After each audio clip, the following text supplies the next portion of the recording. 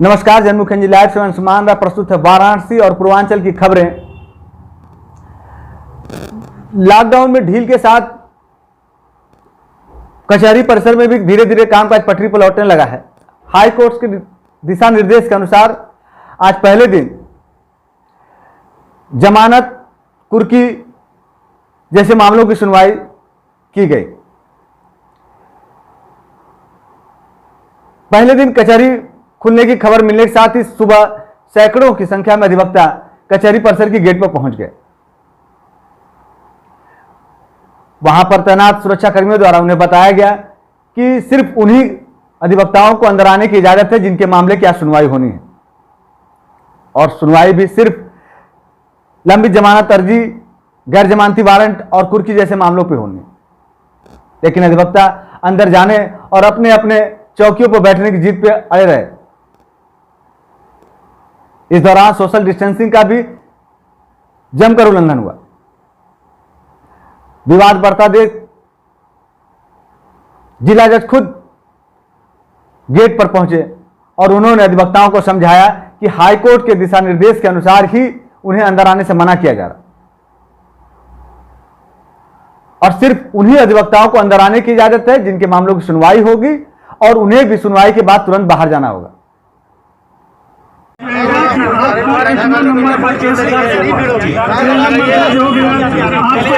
हमने उसके बाद हम सरकार से उसका रिस्पॉन्स मांगे और आपको भेज देंगे कि आपका टेंटेटिव डेट ये है।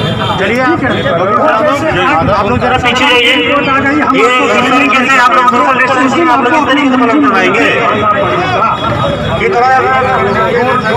हो जाइए। उसकी डेट फॉरवर्ड हो चुकी है, ठीक है। ये पहले जितने लोग हैं जरा एक बार दूरी बना लीजिए। आप लोग चला जाएगा, थोड़ा सा एक बार लाइन बना लीजिए। आप लोग हम बताएंगे भी जो जिनको एंटीसिपेटरी मिल चुका है, जिनको इंट्री मिल चुका है, वो 3 जून तक के लिए हाईकोर्ट ने बढ़ा दिया है। उसमें किसी को आने की जरूरत नहीं है, ठीक है। तो उसमें जिसको पहले मिल चुकी है उसको 3 जून बदनामी तो होगी। जब बंद करके सूचना नहीं, कुछ नहीं कचहरी, जब कोई सूचना नहीं बोलेंगे कोई नहीं आता। बंद कचहरी सब लोग करते हैं। सारे पहले नंबर में आप बंद कर देगा, गेट डाल देंगे।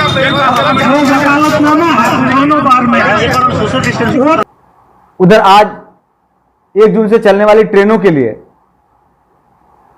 रेलवे स्टेशन पर टिकट काउंटर भी खुल गए। लगभग 60 दिन बाद टिकट काउंटर खुले हैं। यहां पर आज से बुकिंग भी शुरू हो गई है। जो स्पेशल ट्रेन और वातानुकूलित स्पेशल ट्रेन के लिए 1 जून से जो ट्रेनें चलेंगी उनके लिए टिकट दिए जाएंगे। प्रेम और सौहार्द का त्यौहार ईद 25 मई को मनाया जाएगा। इससे पहले आज शुक्रवार को अलविदा की नमाज अदा की गई। ऐसा पहली बार हुआ है कि लॉकडाउन के चलते लोगों को घरों में ही अलविदा की नमाज पढ़नी पड़ी है।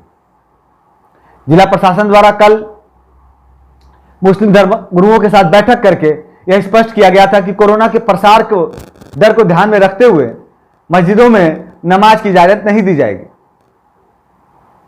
वाराणसी में कोरोना के बढ़ते मामलों को देखते हुए जिला प्रशासन अपनी तरह से पूरी सतर्कता बरत रहा है।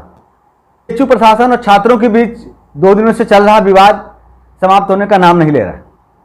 कल देर शाम बीएचयू प्रशासन द्वारा छात्रों को अन्यत्र हॉस्टल में शिफ्ट करने की मांग स्वीकार करने के बाद भी आज सुबह से बिरला हॉस्टल के छात्र धरने पर बैठे रहे। छात्रों का कहना है कि बीएचयू प्रशासन द्वारा आश्वासन के बाद भी उन्हें हॉस्टल में रखने के लिए जगह नहीं दी जा रही, और वह हॉस्टल छोड़कर घर जाने को तैयार नहीं है।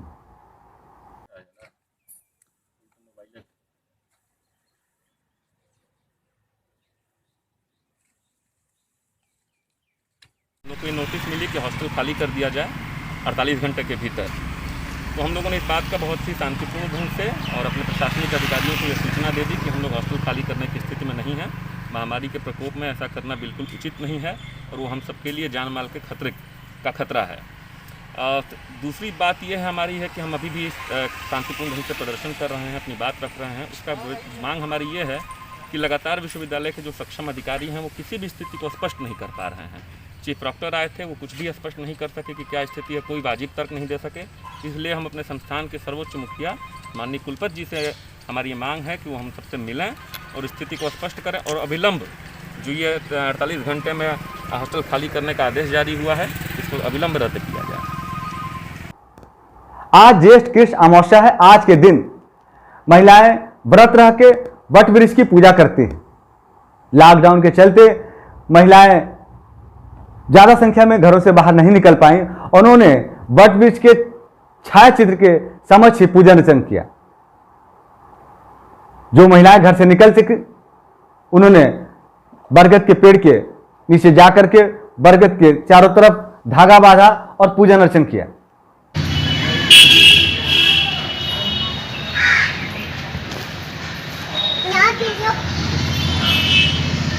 भाजपा कार्यकर्ताओं द्वारा अब प्रवासी मजदूरों को भोजन पानी उपलब्ध कराने की व्यवस्था का जिम्मा ले लिया गया है। कैंट स्टेशन पर भाजपा कार्यकर्ता लगातार जमे हुए हैं और बाहर से आ रही ट्रेनें में सवार प्रवासियों को वो भोजन और पानी उपलब्ध करा रहे। आज भोर में भी प्रवासी मजदूरों को लेकर पहुंची ट्रेन को भाजपा कार्यकर्ताओं ने भोजन और पानी उपलब्ध कराया। मैं नीरज जायसवाल, महानगर मंत्री भारतीय जनता पार्टी वाराणसी। आप लोग ने यहाँ पर क्या किया? हमने मोदी जी की प्रेरणा से हम लोगों ने जो है कि यहाँ पर राहत सामग्री का वितरण प्रवासी मजदूरों के लिए और जो प्रवासी लोग आ रहे हैं ट्रेन के माध्यम से उनको महानगर भाजपा के ये कब से जारी है आप लोगों का? यह अभियान हम लोग का कल प्रातः से जो है निरंतर पारियों के रूप में विभक्त है। मिर्जापुर में आज भोर में एक अनियंत्रित डंपर ने सड़क के किनारे सो रहे युवकों को कुचल दिया। इसमें 3 युवकों की मृत्यु हो गई और 1 घायल हो गया। बताया जाता है कि मुंबई से इनोवा गाड़ी से बिहार जाने के लिए निकले युवक देर रात नींद आने लगने पर सड़क के किनारे ही गाड़ी खड़ा कर सो गए। इस दौरान आज सुबह बसही कला गांव के समीप एक अनियंत्रित डंपर ने सड़क के किनारे सो रहे इन युवकों को कुचल दिया। इसमें 3 युवकों की मौत हो गई और 1 गंभीर रूप से घायल हो गया, जबकि इनके साथ चल रहा 1 युवक जो गाड़ी में सोया था वह बाल बाल बच गया। बात जौनपुर की। जौनपुर में आज 28 कोरोना पॉजिटिव मामले सामने आए हैं। मजदूरों के अपने घर वापसी करने के मामले बढ़ने के बाद से कोरोना पॉजिटिव मरीजों की संख्या भी तेजी से इजाफा हो रहा है। प्रतिदिन पूर्वांचल के जिलों में प्रवासी मजदूरों के रिपोर्ट पॉजिटिव आ रही है। आज सुबह बीएचयू लैब से 28 रिपोर्ट जौनपुर की पॉजिटिव आई। इसके साथ ही जौनपुर में कोरोना पॉजिटिव मरीजों की संख्या 77 पहुंच गई। इसके साथ ही वाराणसी की खबरें समाप्त होती हैं। हम कल फिर मिलेंगे कुछ नई खबरों के साथ। नमस्कार। सबसे सटीक और विश्वसनीय खबरें पाने के लिए सब्सक्राइब करें जनमुख NG लाइव को और लगातार अपडेट्स पाने के लिए बेल आइकन को प्रेस करना न भूलें।